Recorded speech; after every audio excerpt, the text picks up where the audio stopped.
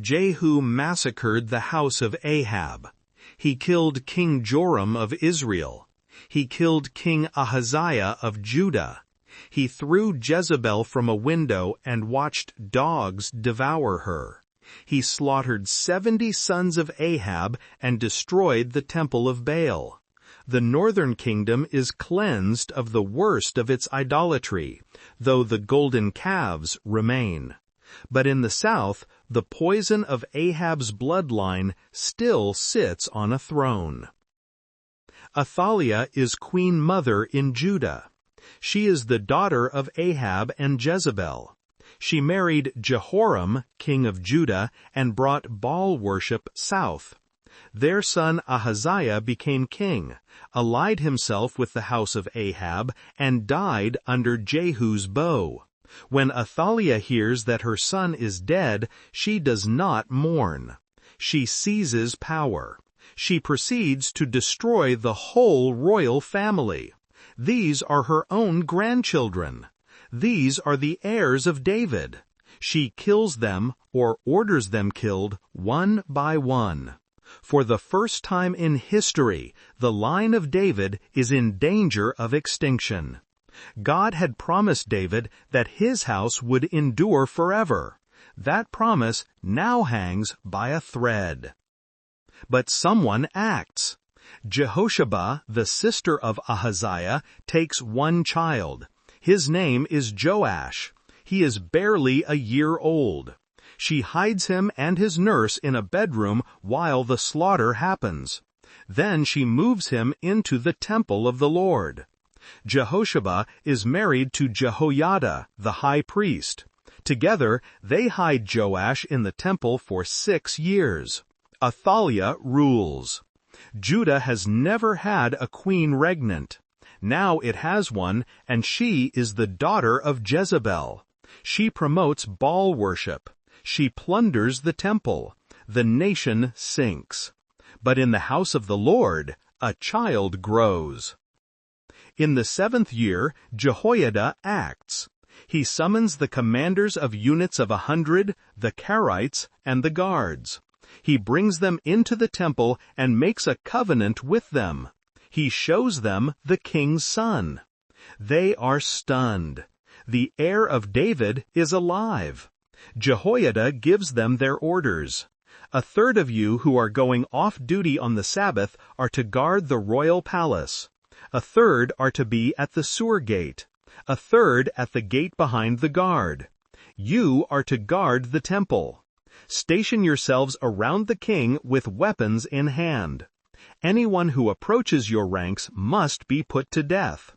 Stay close to the king wherever he goes. The commanders obey. Jehoiada gives them the spears and shields that had belonged to King David, kept in the temple of the Lord. They take their positions.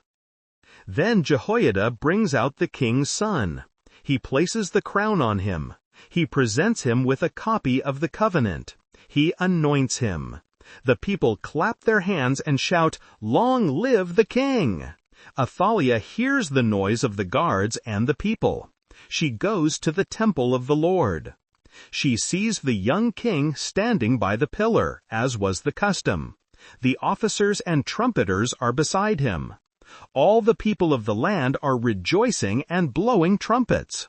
Athaliah tears her robes and screams, "Treason! Treason!"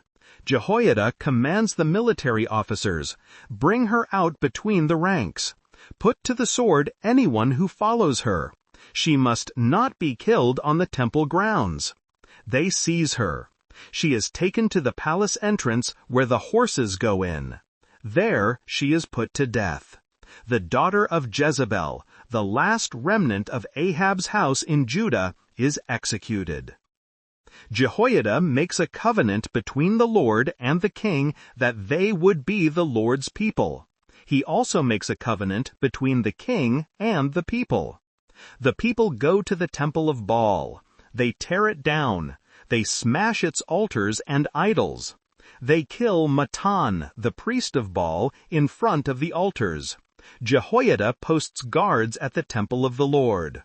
They bring the young king down from the temple, through the gate of the guards, to the palace. Joash takes his seat on the royal throne. All the people of the land rejoice. The city is calm. Athaliah is dead. The line of David is restored. Joash is 7 years old. Joash did what was right in the eyes of the Lord all the years Jehoiada the priest instructed him. But the high places were not removed. The people continued to offer sacrifices and burn incense there. Joash commands the repair of the temple. The priests are slow to act. In the 23rd year of his reign, the repairs have still not been made. Joash takes matters into his own hands. He instructs Jehoiada to collect money from the people. A chest is placed beside the altar. The money is counted and given to workers who repair the temple. The work is done faithfully. For as long as Jehoiada lives, Joash rules well. Jehoiada dies at the age of 130. He is buried in the city of David among the kings because of the good he had done in Israel for God and his temple. After Jehoiada's death, the officials of Judah come to the king. He listens to them. They abandon the temple of the Lord and serve Asherah poles and idols. The Lord sends prophets to bring them back. They do not listen. The Spirit of God comes upon Zechariah, son of Jehoiada the priest. He stands before the people and says, "This is what God says. Why do you disobey the Lord's commands? You will not prosper. Because you have forsaken the Lord, He has forsaken you." The officials plot against Zechariah. By order of the king, they stone him to death in the courtyard of the Lord's temple. As Zechariah dies, he cries out, "May the Lord see this and call you to account." The king who was saved by Jehoiada has murdered Jehoiada's son. At the turn of the year, the army of Aram marches against Judah. They invade Jerusalem. They kill the leaders. They send the plunder to Damascus. Although the Aramean army comes with only a few men, the Lord delivers a much larger army into their hands, because Judah has forsaken the Lord. Joash is badly wounded. His own officials conspire against him because of what he did to the son of Jehoiada the priest. They murder him in his bed. He is buried in Jerusalem, but not in the tombs of the kings. The child saved from slaughter, raised in the temple, crowned in hope, becomes a murderer and dies by assassination. His son Amaziah succeeds him. The pattern repeats. Hope rises, then falls. Reform comes, then fades. The kings of Judah walk a narrow path between faithfulness and corruption. But the line of David continues. The promise holds, though the people fail. Thank you for listening to this episode about Athaliah's usurpation and the restoration of Joash.